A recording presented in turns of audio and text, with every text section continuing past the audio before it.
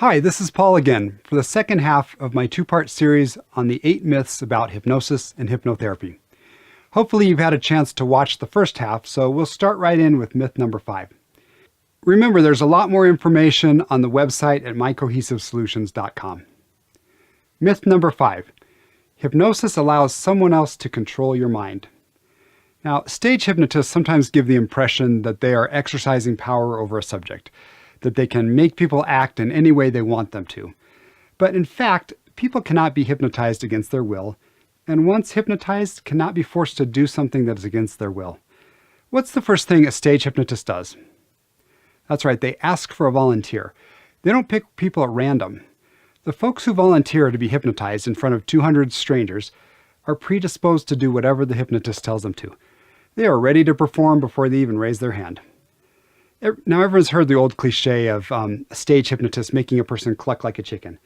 Well, I'm here to tell you that the people who volunteer at a Vegas stage show are ready to cluck like a chicken in front of a crowd anyway.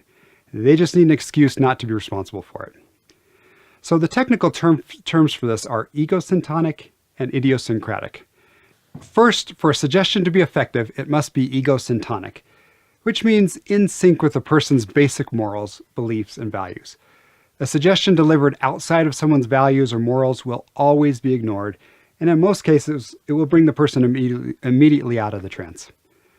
The second suggestion requirement is idiosyncratic, which means something they would commonly do anyway, an idiosyncrasy.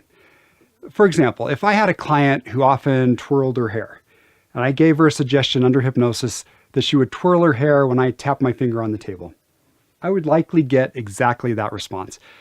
However, if twirling her hair was not something that she regularly did, in other words, if it was not one of her idiosyncrasies, then I would most likely get no response at all to my suggestion, or I'd get a visual response from my client like, "What do you mean twirl my hair? Why would I do that?"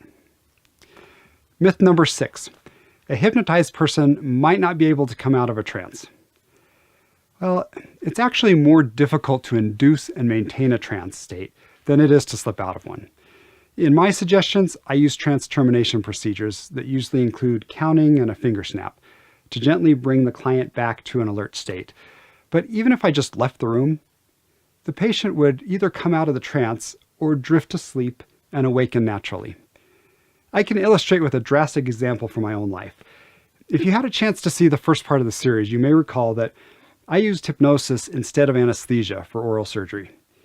The hypnotic coma I induced was by far the deepest level of trance I've ever experienced. I had given the surgeon and his staff verbal instructions about how to alert me when the procedure was done. But quite frankly, I think they assumed the hypnosis wouldn't work. Remember, this was in the 90s. And they assumed I would ask for anesthesia, I think, once the procedure started. So they didn't really pay attention to the instructions that I gave them. So when they were done working, I heard them talking like they were 3 rooms away. I could hear the surgeon asking his assistant if she remembered what to do, and neither of them did. So they started talking at me loudly, like, "Hey, are you in there? Hey, can you get yourself out of this?" And I don't know, when I think back now about the panic in their voice, it was kind of funny, but at the time I was pretty offended. It took me a few minutes, but I talked myself up from the trance. Had I not heard them, I would have eventually just fallen asleep and then woke up after a nice nap. And as a side note, my recovery from that surgery was remarkably trouble-free and quick, which I attribute both to not having to recover from anesthesia and to post-hypnotic suggestions for pain management and healing that I put into my recording. So let's move on to myth number 7, which is a hypnotized person will give away secrets. Now, the only place hypnosis is used to extract secrets from unwilling subjects is movies, TV, and other forms of fiction. In life, a hypnotized person is aware of everything that happens during hypnosis and afterwards, unless the person is given and accepts a specific suggestion for amnesia. As I mentioned before, I sometimes have very analytical clients who unravel the benefits of hypnotherapy after the session. In those cases, I might give a mild amnesia suggestion so they can experience the benefits of hypnosis. So hypnosis can help clients discover or express what they want or need but I can't force them to reveal secrets unwillingly, which is in line with our previous discussion of suggestions needing to be egosyntonic. And finally, myth number 8. Hypnosis is a quick, easy cure-all. Now, this particular myth is interesting for me to talk about because I do find the results of hypnotherapy to be so remarkable. If they weren't, I wouldn't be so passionate about using it. The often dramatic results of hypnotherapy help to reinforce this myth, but the point is, hypnotherapy isn't magic that dissolves all problems with no effort. As a certified addictions counselor in the 90s, I used hypnosis a lot to help my clients with addictions. I know if you ask them, they would say that hypnosis helped a ton with their process. Some of them even told me that they couldn't have done it without hypnosis. But they did a lot of hard work and overcame a lot of obstacles to achieve and maintain sobriety. Hypnosis does not get credit for that dedication and hard work.